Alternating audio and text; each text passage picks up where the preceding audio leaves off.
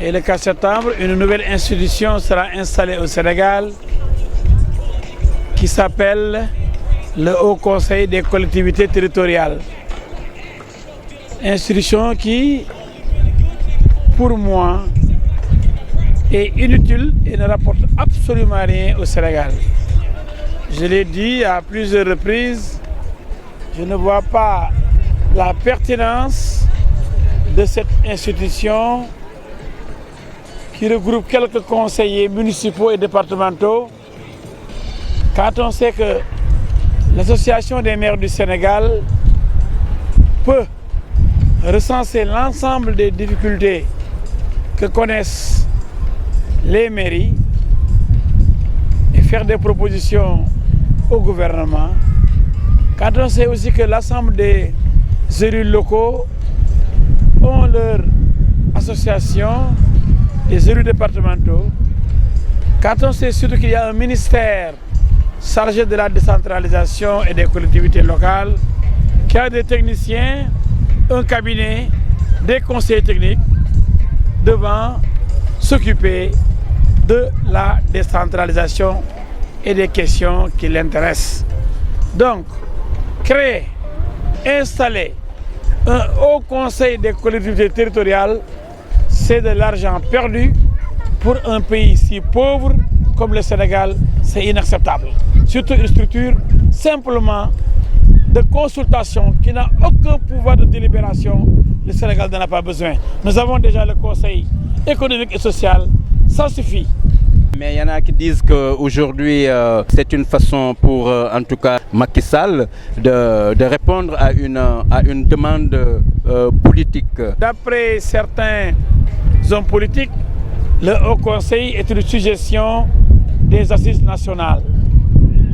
Moi, j'étais toujours contre. J'ai toujours fustigé les assises nationales qui ont regroupé des gens qui n'ont jamais été élus.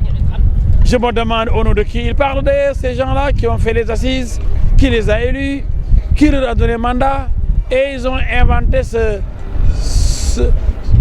Haut Conseil des collectivités en parlant de dialogue des territoires, etc. C'est de la foutaise, s'il vous plaît. Vraiment, les assises nationales, c'est une provocation républicaine. Est-ce que vous pensez qu'au Sénégal, les collectivités locales sont prêtes en termes financiers, mais en termes de ressources humaines, pour impulser du développement local? Mais justement, les communautés municipales, départementales, etc., rurales, donc les collectivités locales, sont dépourvues de moyens. Elles attendent tout de l'État. C'est pourquoi elles ne sont pas viables, ces collectivités locales. Et elles ne développent pas des stratégies des stratégies d'emploi, de mobilisation des ressources humaines, d'industrialisation. C'est juste des slogans. Justement, c'est juste des slogans parce que pour déployer ces stratégies, il faut quand même avoir de la ressource humaine. Aujourd'hui, on sait que dans nos collectivités locales, il y a le copinage quand même. Oui, il y a des maires analphabètes, contrairement au code électoral. Il y a des présidents de conseil donc dans les départements qui n'ont pas de niveau intellectuel. Donc il y a un problème de ressources humaines réel. Il y a au Sénégal ce qu'on retrouve nulle part dans le monde, des villages qui sont des villes. Des villages sans infrastructure, sans goudron, sans bâtiment, sans eau, sans électricité. Et on en a fait des villes. La ville, c'est des infrastructures. La ville, c'est un confort. Comme le tram qui passe. Qui passe, c'est ça. Et ça ne dit même pas Dakar. A fortiori, dans les villages les plus reculés et qui ont été transformés par Macky Sall en ville. Mais c'est un rêve. Je ne vais même pas parler de rêve, mais je dis c'est de la folie. Alors, Maître Diouf, Alors, qu'est-ce que vous adressez à la diaspora sénégalaise? Comme je vous disais tout à l'heure, les membres de la diaspora sont quand même très vulnérables. Il y en a beaucoup qui ne sont pas suffisamment défendus au Sénégal après avoir investi, alors que de l'autre côté, on dit que les envois en termes de participation financière sont plus importants que l'aide que les institutions font parvenir au Sénégal. Est-ce que vous ne pensez pas que la diaspora quand même mérite plus de considération et de protection juridique? Là, je ne suis pas d'accord avec vous parce que tous les Sénégalais méritent la même protection juridique. Aucun Sénégalais ne doit être laissé en rade. Tous les droits des citoyens qui sont à l'extérieur comme à l'intérieur du pays doivent être jalousement préservés, défendus, protégés.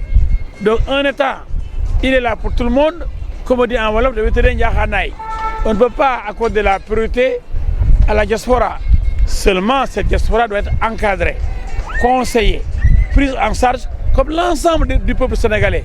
Mais on ne peut pas prendre en charge la diaspora en laissant en rade ceux qui n'ont pas les moyens de bouger ou qui sont restés au Sénégal en train de souffrir. Il s'agit véritablement d'une politique nationale qui n'épargne aucun Sénégalais, une politique républicaine, une politique patriotique de prise en charge de l'ensemble des Sénégalais, quel que soit leur lieu de résidence, quel que soit leur lieu de travail dans le monde entier. Est-ce que vous pensez que cette prise en charge est vraiment efficace aujourd'hui? Vous savez, je viens de rendre visite au consul du Sénégal à Bordeaux. Ils sont là pour ça et les ambassadeurs.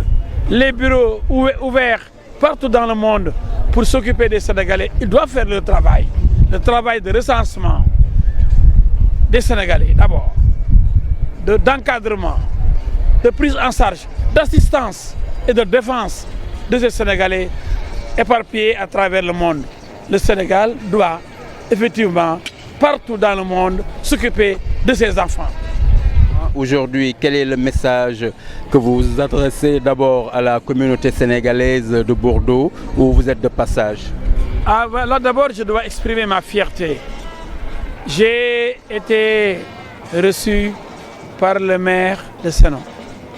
J'ai appris que, c'est vrai, le maire de Bordeaux aussi, JP, est un ami du Sénégal et des Sénégalais. Mais c'est parce que aussi les Sénégalais se comportent de façon merveilleuse ici à Bordeaux. Ils sont très considérés, ils sont respectés et ils sont bien organisés. Je sais qu'il y a même l'association des travailleurs sénégalais à Bordeaux. Tout ça montre que le Sénégal est un peuple béni. Béni. Le peuple de Cheikh Ahmadou Bamba, de El Hadji Malick Sy, de Seydina Issa Laye, le peuple de Baye Niass, le peuple de Ndiassane, le peuple chrétien du Sénégal. C'est un peuple béni. Je pense que Bordeaux est une satisfaction, une grande fierté pour moi-même en tant que chef de parti. Et dans ma vision, dans mon programme de développement du Sénégal, le jour où je serai installé à la tête de ce pays, je pense que l'expérience de Bordeaux est à méditer pour l'ensemble de nos concitoyens qui sont éparpillés à travers le monde. Dignité, honneur, travail.